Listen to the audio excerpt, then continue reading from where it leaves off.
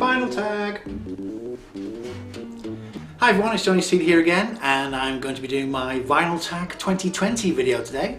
This is my second Vinyl Tag. I feel like a bit of a veteran already. I was wondering though, does anybody out there know who's done the most Vinyl Tags in the vinyl community? If anyone can answer that question, I'd be very interested to find out. Anyway, I'm not going to mess around. I've got quite a lot to get through, so we will crack on with question number 1, which is my best finds of 2019, plural. I've got a couple. Alright, I'll just whiz through these, okay.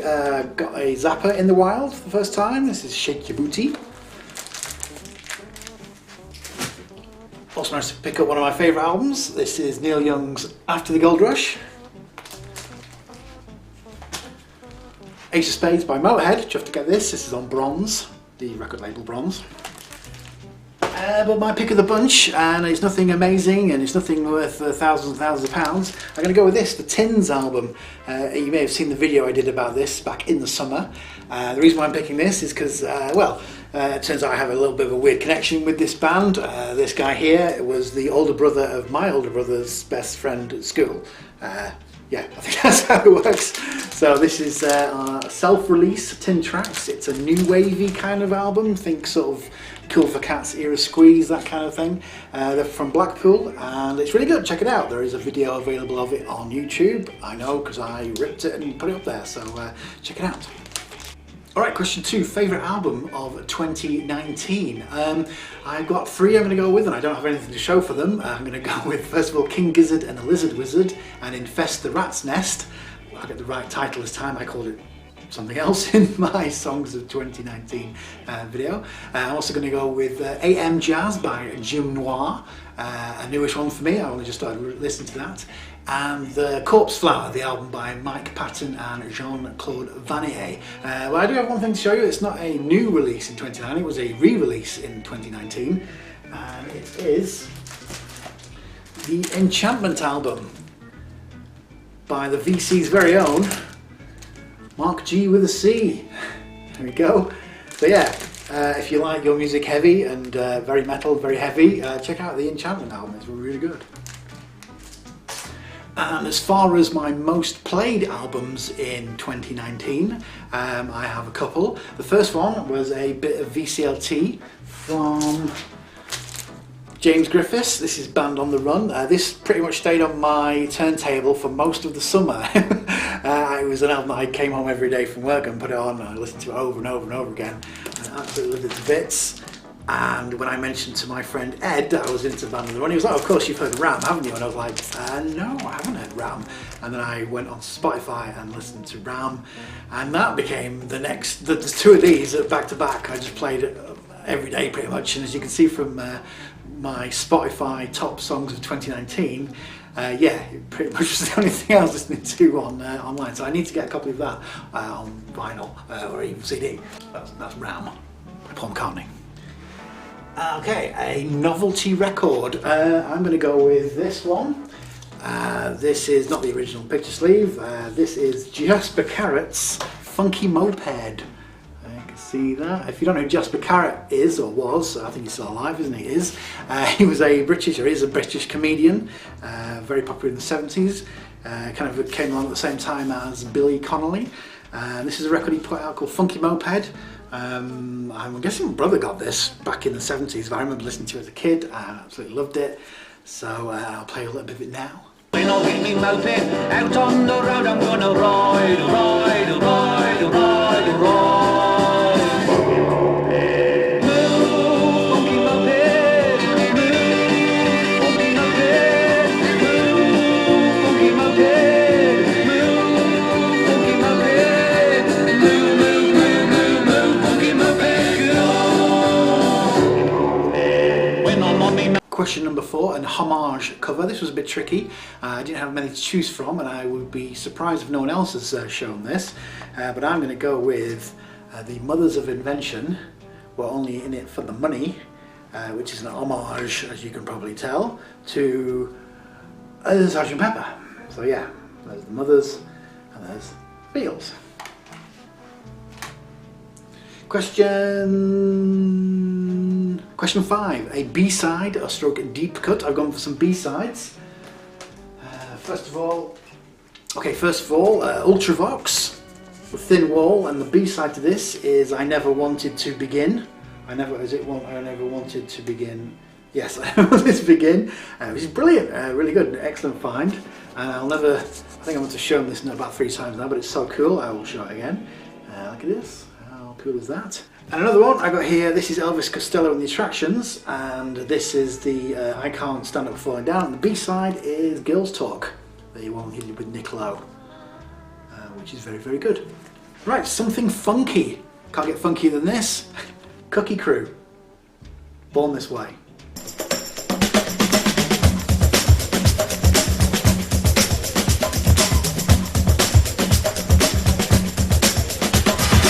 Weird Shelf Buddies. Now, thankfully, I only just recently organised all my records and actually got them into some proper order for once, or this would have been a bit random.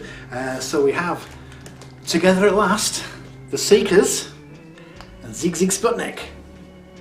A match made in heaven, I think you'll all agree. Okay, I was there. I wasn't actually there, but bands that I've seen live. My favourite gig of all time, I've said this before in another video, is Elliott Smith. I saw him at the Royal Albert Hall. But I'm also going to go with The Fall and Live the Witch Trials, a band I saw in Liverpool a few years ago. Very thankful I did go to see them live. Right, I wish I had an OG, but I have a repress. I wish I was an OG, but I'm repressed. Okay, I'd be lying if I said I wouldn't turn down the chance of getting a very first pressing of Led Zeppelin 1 with the turquoise lettering, but you know, dreams can come true, as they say. I had a couple of grand to spare. But on a more down-to-earth level, I'm still looking for an original copy of the Stone Roses album. I've almost pulled the trigger a few times online on eBay, but there's never been one that has been in really good nick. So yeah, I'll probably hit up a few record shops over the summer, and you know, I have to get this album on vinyl, and I would rather get the original pressing than a re-release. A discography you own, or own most of the albums by. Okay, so I have, but I guess this would be cheating by saying the Stone Roses, because they only did 2 albums, which I have, and a sort of compilation of B-sides. That would be a little bit cheating. The only other band I really have everything by, I have every Led Zeppelin album. I have those 2 on CD, and the rest of them on vinyl. We have one. You know, you get the picture, you know what they all look like, don't you? So yeah, I have all the... yeah, I don't really have that many bands, full discographies yet, so yeah, Led Zeppelin 1. But if you want to know a band or an artist that I have the most albums and CDs by, it would have to be Frank Zappa. So there's all the Frank Zappa CDs I have, and there's the vinyls. It was at this moment that he knew he fucked up.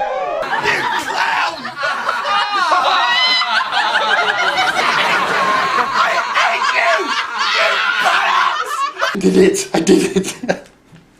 And the vinyls, yes, plural.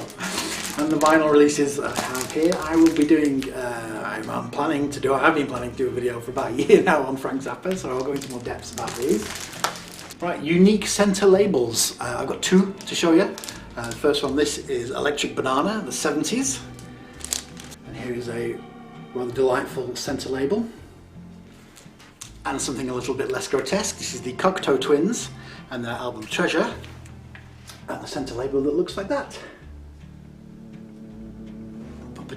Right, number 12, a pre-band album which featured someone who went on to become famous. I have already showed this before. This is Chartbusters Move-In. This is on the Marble Arch label, one of those cheapo knockoff 60s, 70s album labels which just did sort of cover versions of pop hits. And this one actually features a as yet unknown at the time Elton John doing some backing vocals. Question 13, a book and or a movie. I've gone with the book, and the book is Songs in the Key of Z. Yes, Z, because it's an American author, and also Z rhymes with key, so songs in the key of Z, if you insist.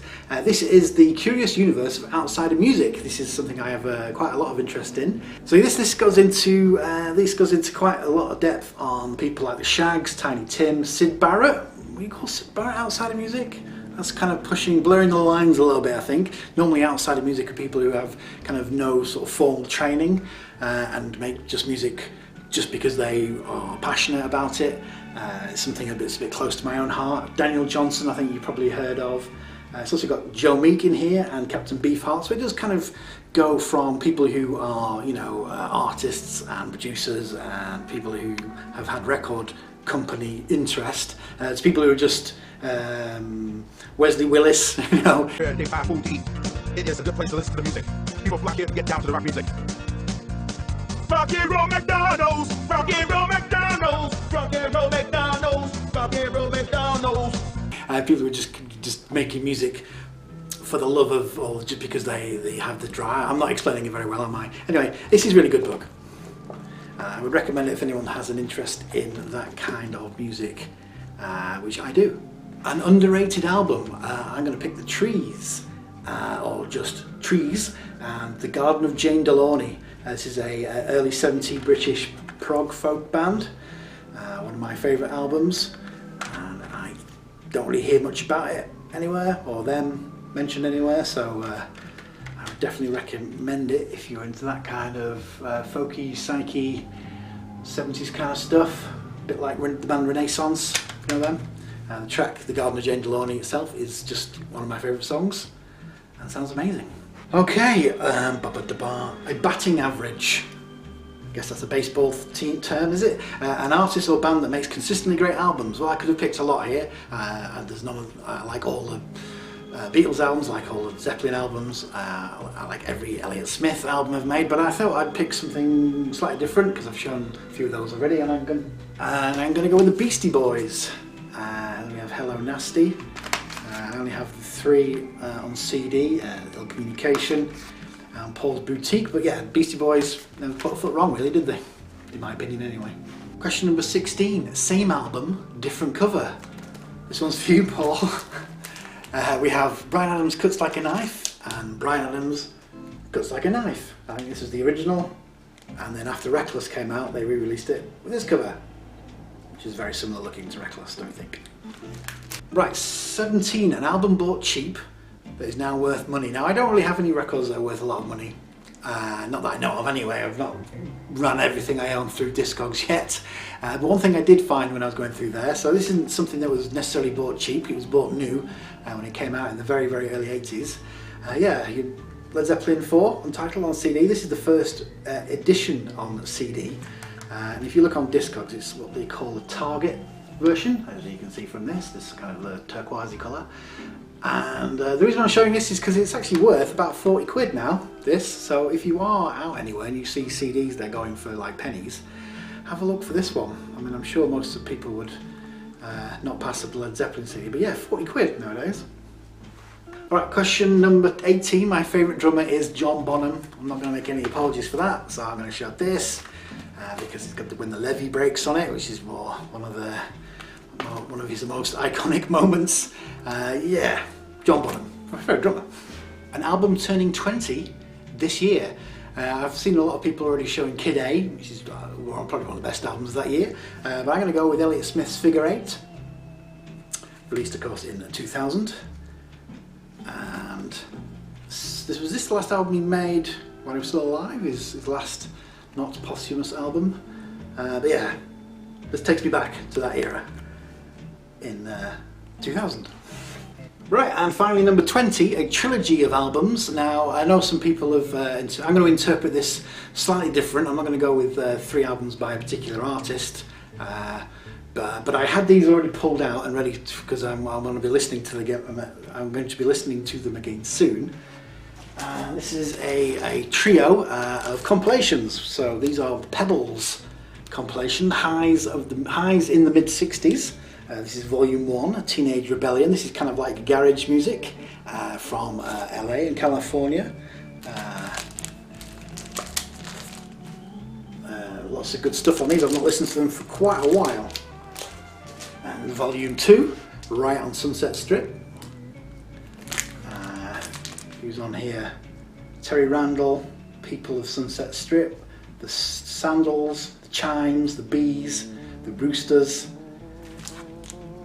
And then finally we have Highs in the Mid-60s, Volume 3, Mondo Hollywood A Go-Go. So this is the mid-60s, yes. Similar sort of stuff. So yeah, I might go into more detail about these on another video as well once I've given them another listen. Right, that was my vinyl tag of 2020. I would like to just give a thanks to everybody who's watched my videos over the year. A couple of people in particular I want to give some thanks to. First of all, James Griffiths, thank you for sending me Band on the Run. I'm eternally grateful for that. And also to my good buddy Mark G with a C, your channel is doing really well, so keep up the good work. Lise, you're always commenting on my videos and I really, really appreciate it. And John Bellamy, similarly, I really do appreciate the fact that you've been sticking with me over 2 years now I've been making videos, so amazing. And I'd also like to give a thanks to Steve of Value Vinyl for your continuing entertainment, so cheers and keep it up. And yeah, thanks to everybody who's watched. If you've never made a video before, a few other people have said this, and I'll just reiterate what they said, vinyl tag is a great way to start. So I will see you all next time. Bye!